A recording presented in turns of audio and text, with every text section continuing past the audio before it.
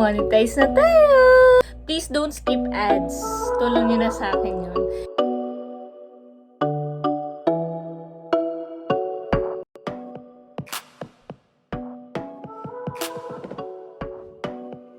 Hey guys, it's me again, Nikki G, and I'm here for Miracles Kitchen. So for today guys, hindi tayo magluluto. I just want to share with you guys na monetize na tayo! So after 2 months, I started February 17 this year, 2021. So, actually, na-monetize siya. Nag-send sa akin sa YouTube na pwede na ako mag-apply for monetization at the 40th day. So, that's around 1.5 months. So, in-apply ko siya. Kaya lang, sobrang ang hirap. Nagkaroon ng problem sa step number 2, which is yung pag-link ni Gmail dun sa AdSense account ng YouTube mo.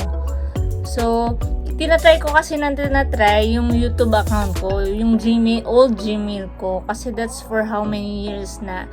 So, ayaw niya. Siguro nakalimang try ako, tapos hindi talaga nag-error siya.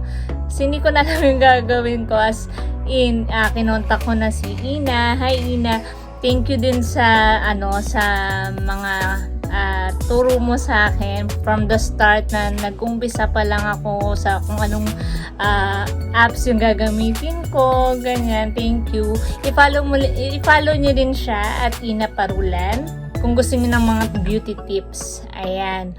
So, ayun nga, going back, siguro for 2 weeks akong delayed na for monetization kasi hindi ko nga siya mai-apply for AdSense.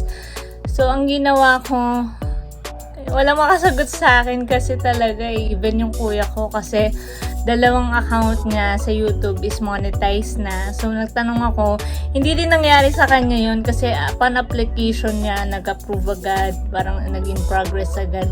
As in sa akin, bakit ako lagi?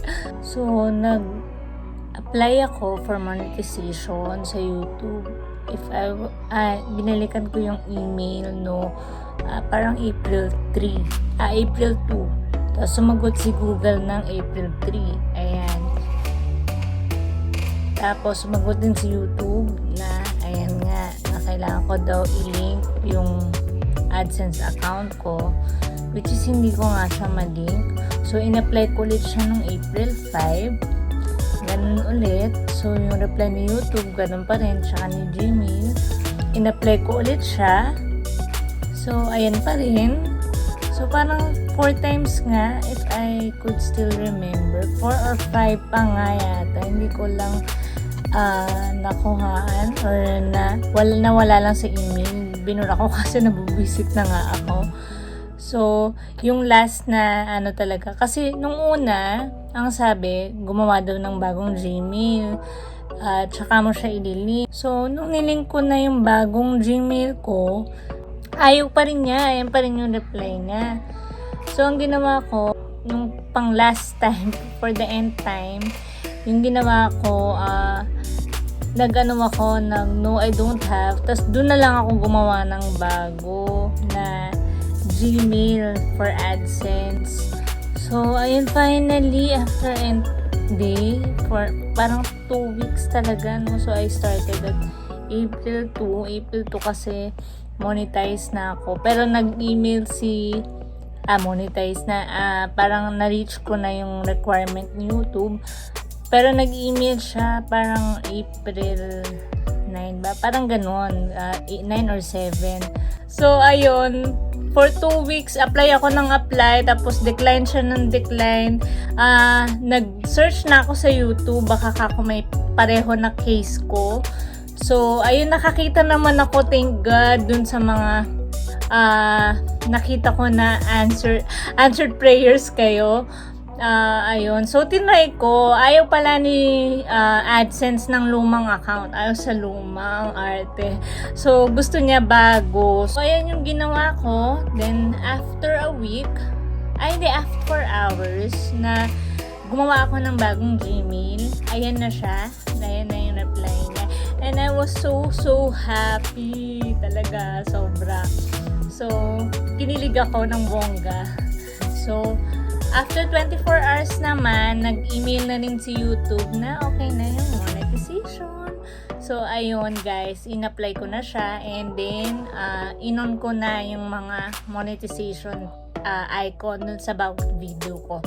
Ayan, makikita nyo yan sa screen kung paano ginawa ko.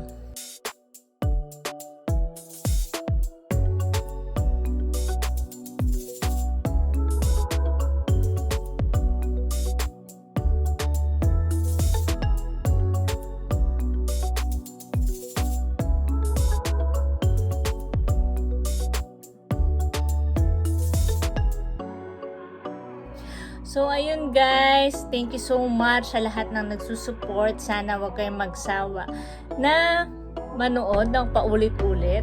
And please don't skip ads. Tulong nyo na sa akin yun.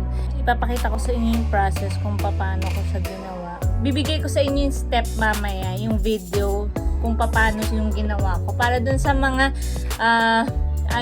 sa mga same problem with me, makatulong din yung video na to resolve yung step 2 issue nyo.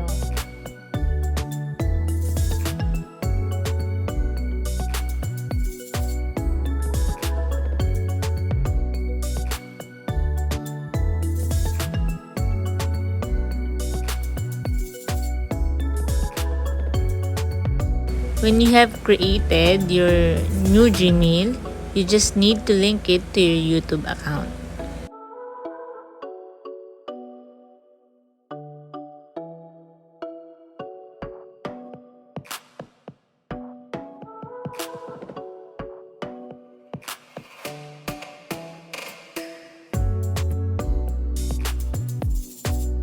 Thank you so much guys. Mag-upload ako ng bagong video of recipe tomorrow.